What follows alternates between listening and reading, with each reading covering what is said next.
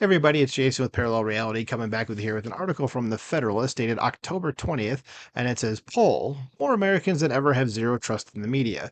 And this article is coming right in the wake of the supposed Gaza hospital. I combine those two words, the Gaza hospital bombing, I put that in scare quotes, that didn't actually happen. That it turns out that it was Palestinian Islamic Jihad, a terrorist group that had a misfired rocket that blew up their own people. And of course, the media ran with the story that the terrorists said, oh no, the hospital's blown up, it killed 500 people, when it turns out neither one of those things was even remotely true because the hospital is still very much standing. And like a tenth of the amount of people that they said died actually died. And of course, it wasn't Israel that uh, bombed the place, it was these folks doing it to themselves. So felt like this was pretty appropriate to bring up an article that said about how people don't trust the media. So let's get into it here. And it says the number of Americans who have lost all confidence in U.S. news media has reached a record high, according to a new poll out Thursday. A poll from Gallup examining American trust in mass media found 39% have none at all. I would be one of those 39%, though I wasn't asked for this poll, but that's where I'd fall. This is marking an all-time high since 1972 when the pollster first asked the question. Another 29% they have not very much trust in media, which matches 2016 levels. Only about 3 in 10 respondents reported any real confidence, with 32% saying they still have a great deal or even just a fair amount of trust in American media.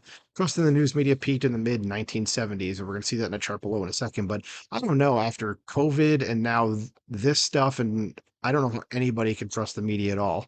Like I just don't know how 32% of people saying they have a great deal or a fair amount of trust in American media. I mean, I would think almost all of those people are Democrats, just going to believe whatever's shoveled into their mouth, I guess. So here's the truth about Americans' trust in mass media, and you can just kind of see like overall, it's just kind of like goes down.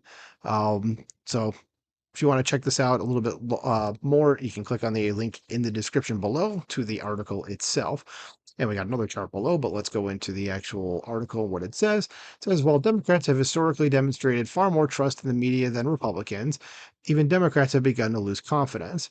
And the latest gap of 47 points is the narrowest since 2016, the pollster reported. Democrats' trust in the media has fallen 12 points over the past year to 58% and compares with 11% among Republicans and 29% among independents. So here is that chart. Partisans trust in mass media, and the Republicans in the red, and oh Jesus H, that's absolutely tanked. Democrats, it's kind of going down a little. Oh yeah, it's gone down a bit. And independents, yeah, that's also kind of tanked as well, from looks like a little under 60 to 29. So it says from being lied to about Brett Kavanaugh's fabricated history, there's another one.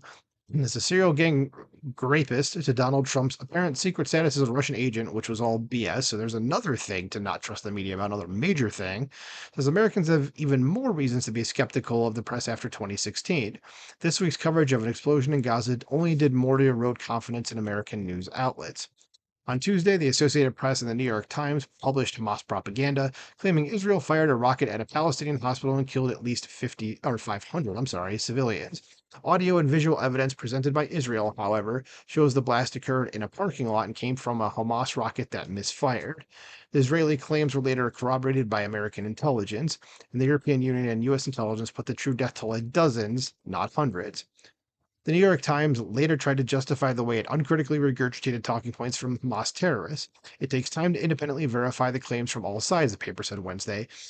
Well, it's funny because even after the massacres on October 7th, Israeli forces, even as of today, are still trying to count how many people were actually killed.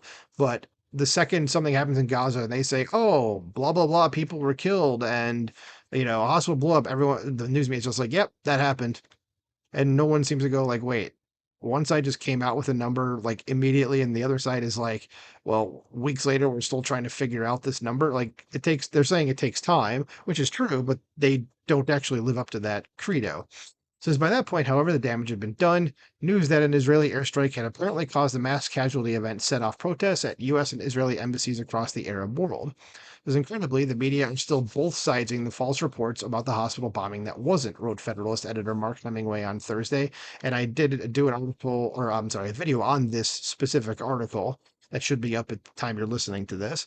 Because earlier today, ABC News reported that Democratic Rep Rashida Tlaib refused to apologize Wednesday for saying Tuesday that Israel is to blame for the hospital explosion that day in Gaza, an accusation that sparked political backlash from Tlaib from Republicans as Israel denies fault.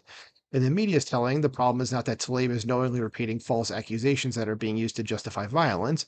The real story here is how there's a Republican backlash. So this Gallup interviewed more than 1,000 U.S. adults and aged 18 and older from over the telephone from September 1st to the 23rd with a 4 percentage point margin of error. So I'm not surprised about this at all. I mean, especially when you see like partisans trust in media that Republicans went from just under 70% to like practically in single digits over just the last 50 years. Not surprising here because everything is just with a left wing bent. So, what do you think about this? Let me know in the comments below. Like, share, subscribe, and I'll talk to you soon.